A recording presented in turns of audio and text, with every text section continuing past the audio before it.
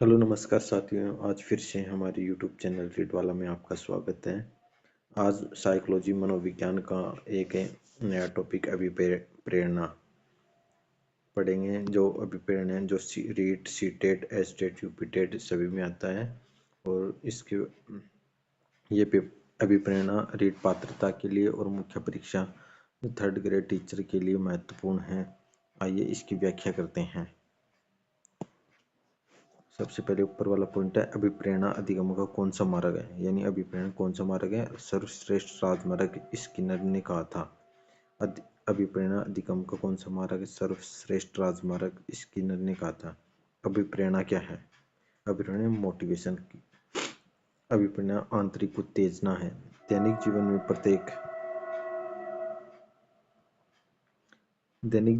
प्रत्येक प्राणी को जो शक्ति किसी कार्य को करने के लिए बाध्य करती है उसे प्रेरणा कहते हैं। इसके लिए अंग्रेजी भाषा में मोटिवेशन शब्द का प्रयोग किया जाता है, जो मूलतः लैटिन भाषा का शब्द है। किसका शब्द है? लैटिन भाषा का शब्द है। लैटिन भाषा के मोटम शब्द से बना, जिसका अर्थ है टू मूव, गति देना या धक्का देना होता है। स्किनर ने अभिप्रेरणा को अधिगम का हृदय सर्वोच्च मार्ग स्वर्ण पथ की संज्ञा दी है। स्किनर ने अभिप्रेरणा को क्या नाम दिया है? हृदय सर्वोच्च मार्ग और स्वर्ण पथ की संज्ञा दी है। विलियम मैकडूगल के अनुसार अभिप्रेरणा वे शारीरिक और मनोवैज्ञानिक दशाएं होती हैं जो प्राणी को कार्य करने के लिए प्रेरित करती है। प्रेरक कारक, कोई भी प्राणी जिन कारकों से प्रभावित होकर किसी कार्य को करने के लिए मजबूर हो जाता है उन्हें प्रेरक कहते हैं। यानी कोई भी प्राणी है वो अपने किसी कारक को देखकर प्रभावित होता है तो वो अपने कार्य को करता है, उसे प्रेरक कहते हैं। प्रेरक मूलतः दो प्रकार के होते हैं, एक तो जैविक प्रेरक और एक मनोसामाजिक प्रेरक। जैविक प्रेरक क्या है? भूख, प्यास, नींद, काम, मल मूत्र त्यागना। और मनोसामाजिक प्रेरक क्या है? शक्ति, संबंधन और उपलब्धि। जैविक प्रेरक वे जैविक प्रेरक होते हैं जिनका संबंध हमारे शरीर से होता है, जो जन्मजात, प्राथमिक एवं अनिवार्य होने के साथ ही संवेग भी हो सकते हैं। इनकी पूर्ति होना निश्चित होता है, इसलिए इन्हें सकारात्मक प्रेरक या जीव प्रेरक भी कहते हैं। ये निम्न है। भूख, हमारे द्वारा किया गया भोजन आमाशय की संकुचन की क्रिया से पचता है। जैसे जैसे भोजन पचता जाता है वैसे वैसे आमाशय की दीवारों के संकुचन से स्थानीय उद्दीपक दर्द पैदा होता है, जिसे भूख दर्द कहते हैं। भूख एक संवेग भी है। भूख क्या है? एक संवेग में जिसके पैदा होने पर इसे शांत करने के लिए प्राणी को भोजन करना होता है।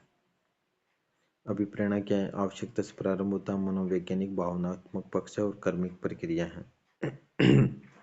प्यास, जब हमारे शरीर की कोशिकाओं में पानी की कमी हो जाती है अथवा हमारे रक्त में पानी की कमी से रक्तचाप घट जाता है तो हमारे मस्तिष्क को इसकी सूचना मिलती है। तंत्रिका तंत्र से मिली सूचना के आधार पर हमारे गले और मुंह की कोशिकाएं सूखने लगती हैं, जिसे हम प्यास कहते हैं। और ऐसी स्थिति में हमारे द्वारा पानी पिया जाता है। प्यास लगने के दो कारण होने से इसे डबल डिफ्लेक्शन यानी प्यास लगने के दो कारण होने से इसे डबल डिफ्लेक्शन सिद्धांत कहते हैं। जो आता है नींद, जब प्राणी काम करते करते थक जाता है और उसकी आंखें भी देखते देखते थक जाती है तो ऐसी स्थिति में हमें प्राणी को नींद आने लगती है। नींद के समय विशेष रूप से हमारी आंखों के साथ साथ कानों से आवाज आना भी बंद हो जाती है और एक निश्चित समय तक सोने के बाद शरीर में फिर से स्फूर्ति एवं नई ऊर्जा पैदा हो जाती है। इसलिए नींद भी अति आवश्यक है। नींद दो प्रकार की होती है, एक तो तीव्र आंख गतिक नींद, रैपिड आई मूवमेंट स्लीप। बचपन में जब बालक सो जाता है तो भी इसकी आंखें बहुत तेजी से घूमती रहती हैं, जिससे नींद कम गहरी होती है। वो थोड़ी सी हलचल में ही बालक जग जाता है। इस अवस्था में सपन भी अधिक आते हैं, इसलिए इसे ड्रीम स्लीप, सपन नील नींद कहते हैं। इस नींद के समय बालक में आवश्यक नींद की पूर्ति नहीं हो पाती, इसलिए छोटे बच्चे 18 से 20 घंटे सोते रहते हैं। दूसरा है अतीव आंख गति नींद, non rapid eye movement sleep. जैसे जैसे आयु बढ़ती जाती है आंखों की गति कम होने लगती है तथा नींद की गहराई बढ़ जाती है। युवावस्था में काफ़ी गहरी नींद आने लगती है तथा वृद्धावस्था में इसकी गहराई बहुत अधिक हो जाती है। विशेष रूप से युवावस्था में 6-7 घंटे की नींद और वृद्धावस्था में 2-3 घंटे सोने पर भी नींद की पूर्ति हो जाती है।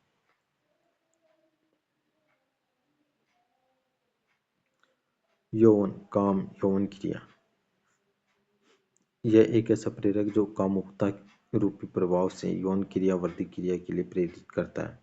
यौन क्रिया से संतान की उत्पत्ति होती है जिससे मानव जीवन की निरंतरता बनी रहती है। यह एक जैविक प्रेरक होते हुए भी जन्म से प्रभाव नहीं छोड़ता बल्कि एक निश्चित आयु के बाद प्रभावित करता है। बालिकाओं में 12 से 13 वर्ष की आयु में तथा बालकों में 13 से 14 वर्ष की आयु में इसका प्रभाव आने लगता है। यह प्रेरक अनिवार्य प्रेरक नहीं है और इसकी पूर्ति के लिए व्यक्ति को सामाजिक स्तर पर अन्य व्यक्ति अथवा जीवन साथी की आवश्यकता होती है, इसलिए इसे जैविक मनोसामाजिक प्रेरक कहते हैं। मलमूत्र त्याग, हमारे द्वारा ग्रहण किए गए विभिन्न प्रकार के ठोस एवं तरल पदार्थों से शरीर के लिए आवश्यक तत्व अवशोषित कर लिए जाने के बाद शेष बचे अपशिष्ट पदार्थ किसी निश्चित स्थान पर संग्रहित होते हैं और इनकी मात्रा बढ़ जाने पर व्यक्ति को एक विशेष प्रकार का तनाव पैदा होता है, तब व्यक्ति मलमूत्र त्यागने की क्रिया से गुजरता है। मनोसामाजिक प्रेरक, सामाजिक वातावरण से विभिन्न परिस्थितियों के आधार पर प्राप्त होने वाली प्रेरणाएं जिनसे व्यक्ति प्रभावित होकर किसी निश्चित व्यवहार को प्रकट करता है एवं जो एक उसकी मानसिकता को बदल देते हैं, उन्हें मनोसामाजिक प्रेरक कहते हैं। इस श्रेणी में निम्न प्रकार प्रेरक आते हैं। शक्ति प्रेरक, समाज में जिस व्यक्ति में शक्ति प्रेरक पाया जाता है वह लोगों को अपने अनुयायी बनाते हुए उनका नेतृत्व करना चाहता है। सामान्यतः शिक्षक, अधिकारी एवं राजनेता में शक्ति प्रेरक पाया जाता है। कुछ लोग समाज में ऐसे भी होते हैं जो अपनी योग्यता एवं क्षमताओं के बल पर किसी पद को प्राप्त करने में असमर्थ होते हैं तो वह अपनी शारीरिक शक्ति या धन बल के आधार पर दूसरों को अपने अनुयायी बनाते हैं। ऐसे लोग परपीड़क या कष्टकारी होते हैं। यानी कोई भी व्यक्ति धन दौलत या अपने शारीरिक बल पर किसी अन्य दूसरे लोगों को अपना अनुयायी बना लेता है, ऐसे लोगों को परपीड़क या कष्टकारी कहते हैं। दूसरा, संबंधन, मनुष्य में विशेष रूप से संबंधन प्रेरक पाया जाता है जिसके माध्यम से वह समाज के अन्य लोगों के संग के साथ संबंध स्थापित करता है तथा वह गांव, समाज, राज्य, देश का निर्माण करता है एवं सामाजिक प्राणी के रूप में स्थापित होता है। उपलब्धि, जीवन में वास्तविक सफलताओं के लिए उपलब्धि प्रेरक का विशेष योगदान रहता है। उपलब्धि प्रेरक वह प्रेरक है जिनसे प्रेरित व्यक्ति कभी भी असफलता से परेशान नहीं होता है और न ही प्रक्षेपण करता है, बल्कि वह अपने असफलता के कारणों को खोजकर सफलता की दिशा में कार्य करता है, अवसर की तलाश में रहता है एवं अवसर मिलने पर छोटे छोटे उद्देश्य बनाकर उनकी पूर्ति करता हुआ सफलता तक पहुंचता है। उपयुक्त जैविक एवं मनोसामाजिक प्रेरकों से प्रेरित होकर के व्यक्ति कार्य की ओर आगे बढ़ता है और आवश्यक पूर्ति करता है। अन्य प्रेरक, अब्राहम मैस्लो के अनुसार जन्मजात प्रेरक कौन से हैं? आंतरिक या सकारात्मक, भूख, प्यास, नींद, काम, मलमूत्र त्याग ये जन्मजात प्रेरक है जिनको आंतरिक या सकारात्मक। दूसरा है अर्जित प्रेरक, बाह्य और नकारात्मक प्रेरक होते हैं जो मान, प्रतिष्ठा, पद, सजा, पुरस्कार आदि के होते हैं। थॉमसन के अनुसार क्या है? स्वाभाविक प्रेरक, एक तो वे प्रेरक जो व्यक्ति के स्वभाव से संबंधित होते हैं और व्यक्ति के लिए व्यक्तिगत होते हैं। इन प्रेरकों को क्रियात्मक रूप से स्पष्ट करते हैं जैसे खाना पीना, सोना, खेलना, मनोरंजन आदि। दूसरा है कृत्रिम प्रेरक क्या होते हैं?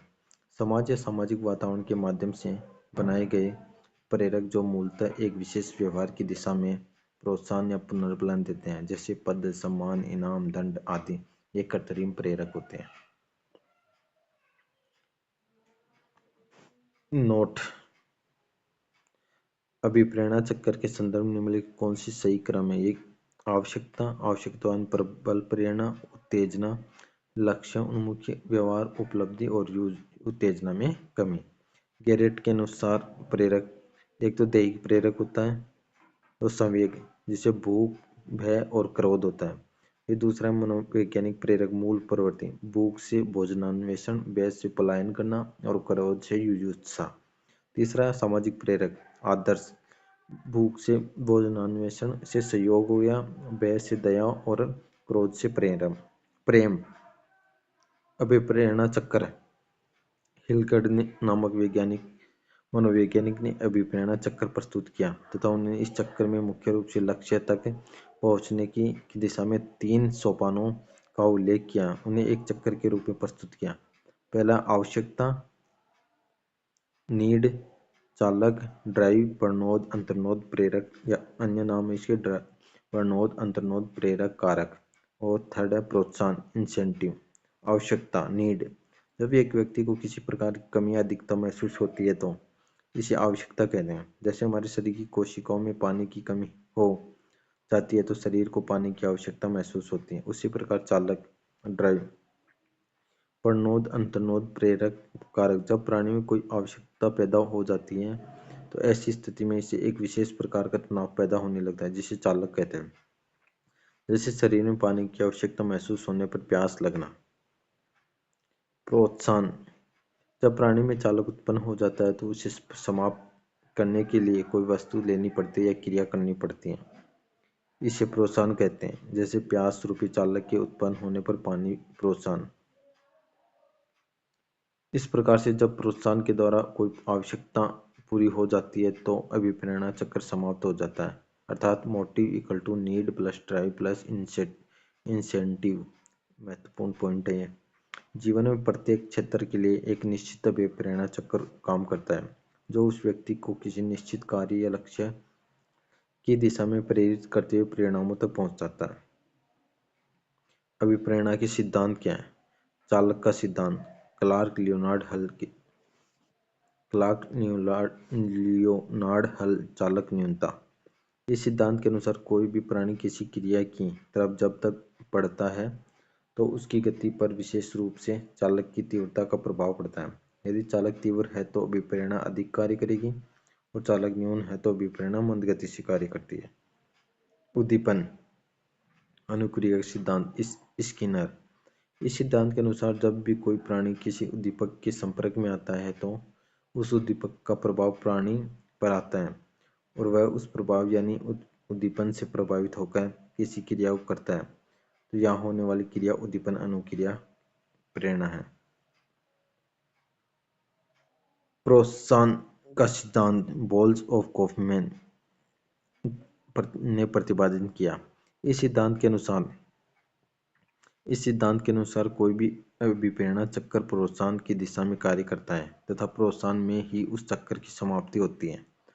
यदि प्रोत्साहन नहीं होगा तो कोई भी अभिप्रेरणा चक्र आगे नहीं बढ़ेगा। निष्कर्ष के तौर पर कहा जा सकता है मनुष्य प्रोत्साहन प्राप्ति के लिए ही प्रेरित होता है। मनोविश्लेषण का सिद्धांत, सिगमंड फ्रायड ने यह सिद्धांत प्रतिपादित किया था। फ्रायड के अनुसार मनुष्य में 2 प्रकार की मूल प्रवृत्तियां पाई जाती हैं जो प्रेरणा की दिशा में कार्य करती है। इरोज निर्माणात्मक या जन्म से संबंधित है और थनेटोस विध्वंसात्मक यानी मृत्यु से संबंधित है। मूल प्रवृत्ति का सिद्धांत, विलियम मैकडूगल। इंग्लैंड के विद्वान मैकडूगल ने प्रेरकीय संप्रदाय दिया था जिसमें उन्होंने कहा था कि मनुष्य एक प्रेरक जीव है तथा जन्मजात रूप से मूल प्रवृत्तियां नामक प्रेरणाएं लेकर पैदा होता है। यह मूल प्रवृत्तियां 14 प्रकार की होती हैं तथा प्रत्येक मूल प्रवृत्ति किसी संवेग से संबंधित होती हैं। ये मूल प्रवृत्तियां व संवेग निम्न हैं। संवेग मूल प्रवृत्तियां, भूख से भोजनान्वेषण, भय से पलायन, क्रोध से युयुत्सा, आश्चर्य से जिज्ञासा हो गया, वात्सल्य से पुत्रेच्छा, कामुकता से कामवर्ती हो गई, कर्तृभाव से रचनात्मकता, करुणा से शरणागत, आमोद से हास्य, एकाकीपन से सामूहिकता, आत्महीनता से दैन्यता आ गई और आत्माभिमान से गौरव, स्वामित्व संग्रहण और गणना से निवृत्ति। उपलब्धि अभिप्रेरणा का सिद्धांत डेविड सी मैकक्लेलैंड एवं एंटिकिसन ने दिया था। इस सिद्धांत के अनुसार जब भी मनुष्य व्यक्ति के सामने कोई अवसर होता है तो वह उस अवसर की दिशा में प्रेरित होकर कार्य करता है एवं प्राप्त होने वाली छोटी छोटी उपलब्धियों से बड़ी उपलब्धि की दिशा में प्रेरित होता। आवश्यकता पदानुक्रम का सिद्धांत अब्राहम मैस्लो ने दिया था। ये जिसमें दैहिक आवश्यकता, सुरक्षा की आवश्यकता, स्नेह आवश्यकता, सम्मान आवश्यकता और आत्म सिद्धि है। इसमें शरीर, दैहिक आवश्यकता के लिए शरीर और भोजन जो प्राथमिक आवश्यकता के लिए कपड़ा और मकान है, ये दोनों प्राथमिक आवश्यकताएं हैं। फिर स्नेह आवश्यकता, सम्मान आवश्यकता और आत्म सिद्धि। स्नेह आवश्यकता के लिए भरा पूरा परिवार, सम्मान आवश्यकता के लिए समाज में कोई पद और आत्म सिद्ध के लिए पूर्ण संतोष या संतुष्टि। सम्मान और स्नेह और सम्मान आवश्यकता के लिए ये द्वितीय आवश्यकता है और आत्म सिद्धि है उच्चतर आवश्यकता है। मेस्लो का आवश्यकता पदानुक्रम पिरामिड है।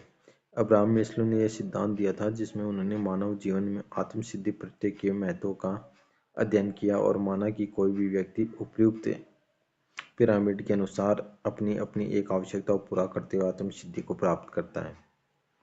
ये अभिप्रेरणा से संबंधित अपना टॉपिक कंप्लीट हो गया है। नेक्स्ट टॉपिक है नेक्स्ट वीडियो में कंप्लीट करेंगे। और ये रीट पात्रता थर्ड ग्रेड सीटेट एस्टेट के लिए महत्वपूर्ण है। मोटिवेशन मेरे द्वारा बताए गए वीडियो में जो जानकारी दी गई वो आपको समझ में आ जाएगी। वीडियो को 1 से 2 बार देखना और अपने दोस्तों को शेयर करना। जय हिंद, जय भारत।